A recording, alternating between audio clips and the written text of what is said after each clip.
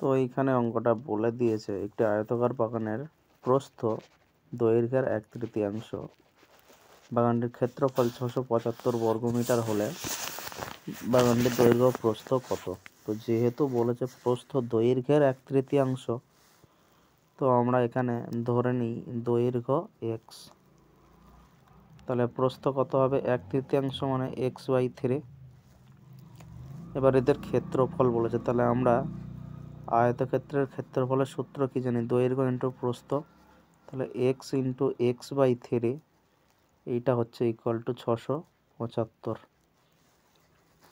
তাহলে এটা হয়ে গেল এক্স স্কোয়ার, 3টা ওখানে গুণ হয়ে গেলে 3 × 5 = 15, 3 × 7 = 21, আর 1 = 22, 3 × 6 = 18, আর 2 = 20। তো এই 20, 25 এটা কতর বর্গ? তো এটা আমাদেরকে মনে রাখতে হবে এটা 45-এর বর্গ। যদি কারোর ভাগ প্রক্রিয়ায় গসাগু না জানা থাকে তো এটা দেখে নিতে পারেন। তো দুটো দুটো করে সংখ্যা নিতে হয়। তো 20-র মধ্যে কত যাবে? প্রথমে 4। তো এইখানে যে সংখ্যাটা হবে সেই সংখ্যা দিয়েই গুণ করে এখানে লিখতে হবে 4 × 4 = 16, বিয়োগ করলে 4, 2 লাগবে। এবার এখানে হয়ে যাবে 4-এর ডবল হয়ে যাবে 8, তাহলে 8-এর এখানে যদি 1 লাভাই তাহলে হয়ে যাচ্ছে 81, কিন্তু এখানে 42, তাহলে ছোট হয়ে যাচ্ছে, 5টাও লাভই নিলাম। এবার 5 কার কার পরে আছে?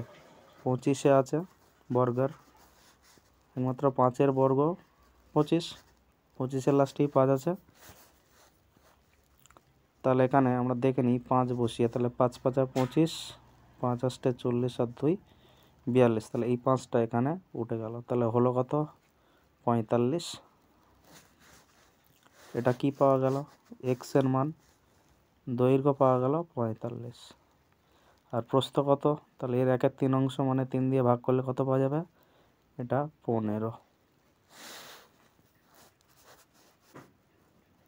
তাহলে আমরা পেলাম দৈর্ঘ্য পেলাম x = 45, আর প্রস্থ পেলাম কত? 45 × 1/3 মানে হচ্ছে 15। Thanks for watching.